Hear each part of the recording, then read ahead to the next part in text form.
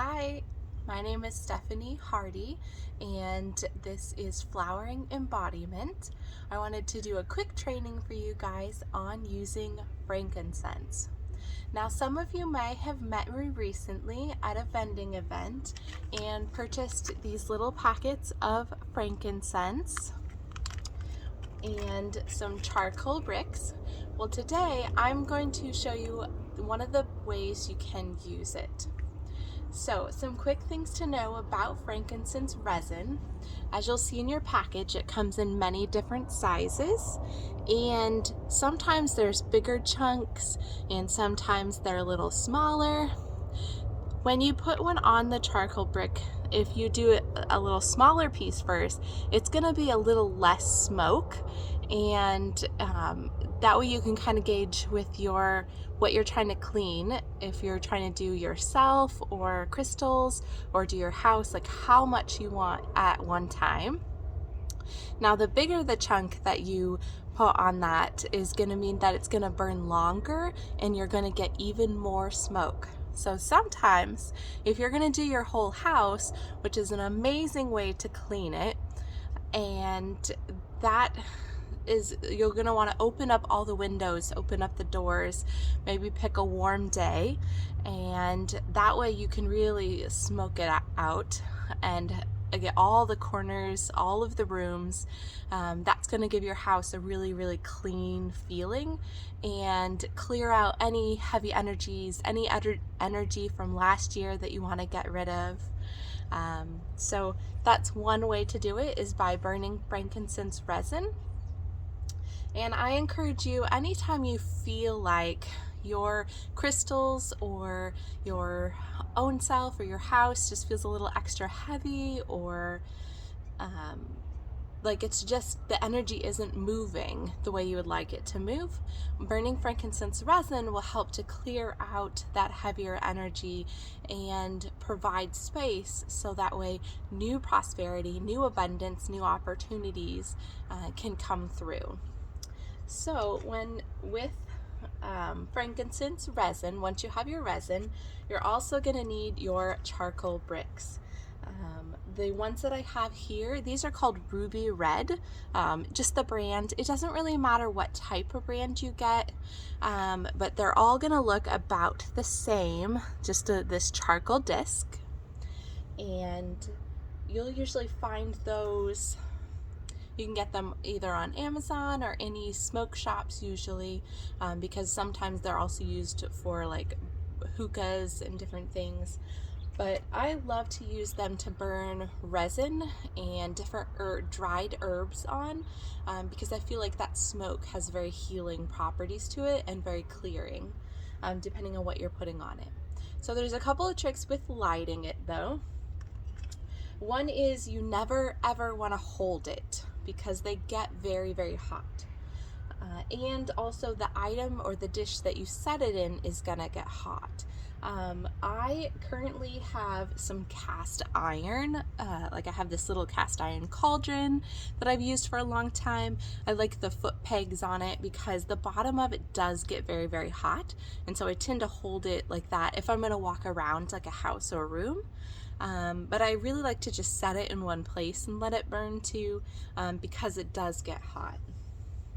I recently just got this one, which has a handle on it, and I love the handle because that makes it easier as the bottom gets hot to be able to walk around, to use my other hand to move the smoke about. But a great teacher of mine recently, she was talking about using frankincense, and she mentioned using a soapstone bowl. And so I think I'm going to be ordering one on soon, because I really want to see that difference. I've only used cast iron, and she says the soapstone doesn't get as hot as the cast iron. So I think that is a great idea, especially if you're planning to walk around with it, just to know. And you don't really want to use like a glass dish, because it does get so hot that it can crack or break certain ceramic dishes. And I've heard some people use like a abalone shell. I feel like those are very thin, and so you wouldn't really want to put the charcoal bricks and burn the resin on that. They're great if you're going to use sage, but I wouldn't do burning resin with that shell. So I love cast iron, and I'm going to start working with soapstone soon.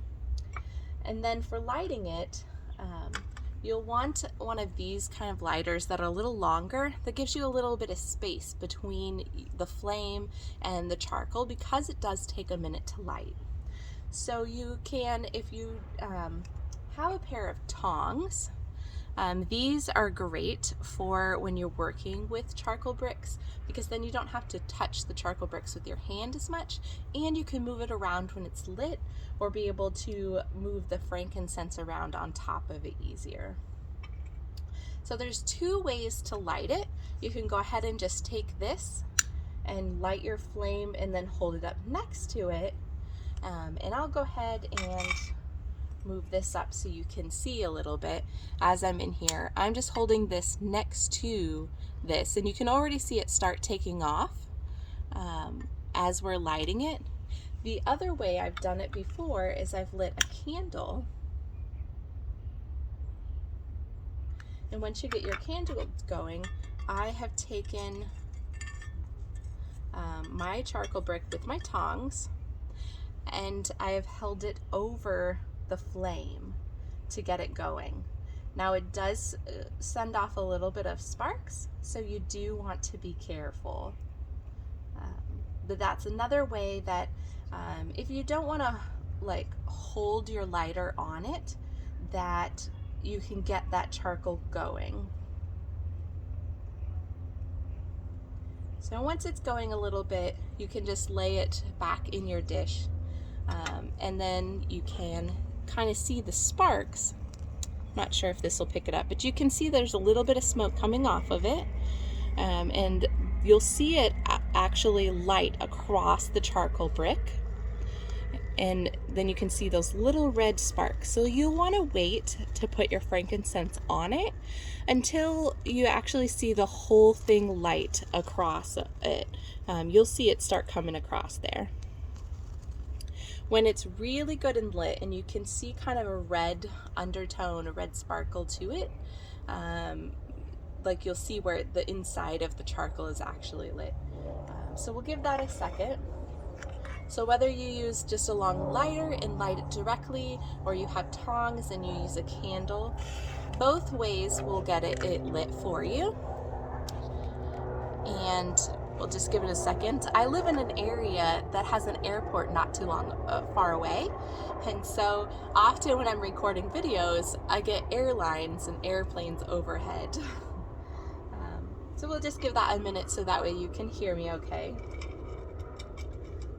So now that it's fully lit, you're gonna take like a piece, just a smaller piece is what we're gonna start with, and you'll just drop it right on top of that charcoal brick.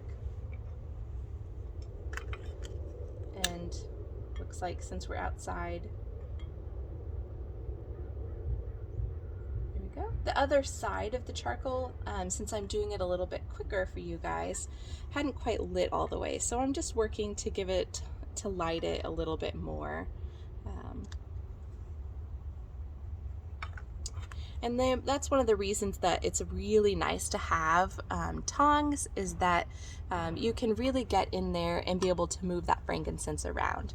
So now you can start seeing that smoke that's coming from the frankincense inside there, and that white smoke is really purifying. So you can just hold the dish and move it around you safely. You can move it around your house or use your crystals. I love to take any crystal jewelry and put over through the smoke, and that just helps clean it off. So there are some easy ways to work with frankincense resin. I hope you have a wonderful, magical day.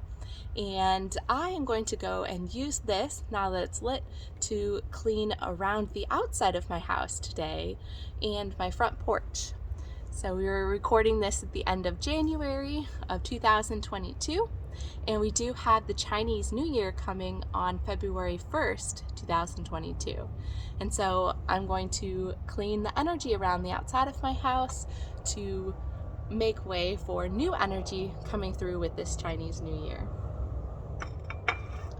I wish you many, many blessings, and I hope you have a wonderful, wonderful, magical day.